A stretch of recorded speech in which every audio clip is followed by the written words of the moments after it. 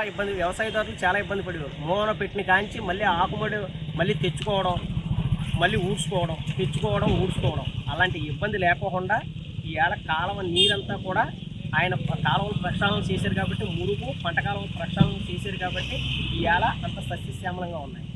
రైతు బాగుంటే అభివృద్ధి బాగుంటుంది.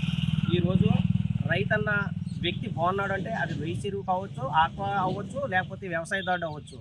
నిజంగా పట్టణాలు కూడా అభివృద్ధి చెందుతాయి. ఎందుకంటే ఇక్కడి నుంచి వెళ్ళి ఒక బంగారం కొనాలన్నా, ఒక బట్టలు కొనాలన్నా, లేదంటే ఏదైనా సైకిల్ కొనాలన్నా రైతు బాగుంటే అన్ని షాపులు కూడా కలకల్లాడుతూ ఉంటాయి. ఎందుకని రైతు ఇబ్బందుల్లో పడితే ఎందుకని మొన్న చూడండి, ఎందుకని 7ంటికి 6ంటికి బంగారు షాపులు భీమవరాన్న మూసేసేవారు.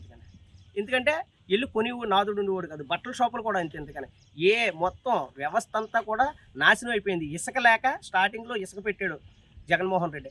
ఆ ఇసుక దెబ్బకే 360 వ్యాపారాలు ఉన్నాయి. ఎందుకని దాని మీద ఆధారపడి అందరూ కూడా అలువ లక్షణం అంతా మామూలుగానే ఏడ్చారు. దానికి స్టార్టింగ్ త్రిబుల్ గారు ఇది తప్పు అని చెప్పి జగన్మోహన్ రెడ్డిని అడిగినందుకు 4 సంవత్సరాలు అతన్ని నానా ఇబ్బందులు పెడతమే కాకుండా అతని ప్రాణాపాయ స్థితికి కూడా ఇబ్బంది కలిగేటట్టు చేసాడు. ఎందుకని అందుచేత ఖచ్చితంగా కూడా ఎందుకని ఇవన్నీ కూడా మా ఉండి నియోజక ప్రజల అదృష్టం ఏంటంటే త్రిబుల్ గారు వచ్చారు. అన్నీ కూడా మంచిగానే ఉంటాయి. ఆక్వా రైతులందరినీ కూడా ఎందుకని శుభ్రంగా చూస్తా అన్నారు.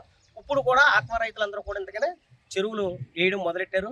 నిజంగా కూడా ఎందుకని చాలా నిజంగా కూడా ఏ ఇబ్బంది లేకుండా ఇప్పుడు ప్రస్తుతానికి లారీలు పడుతున్నారు. మంచి 100 కౌంట్ 260 రూపాయల రేటు ఉంది. మ్యాక్సిమం 250 రూపాయలు తగ్గకుండా చూస్తానని ప్రభుత్వం కూడా చంద్రబాబు నాయుడు గారు అన్నారు. నిజంగా కూడా అలాగే వెళ్తుంది. ఎందుకని అన్నీ కూడా బాగుంటాయని ఆశిస్తున్నాను.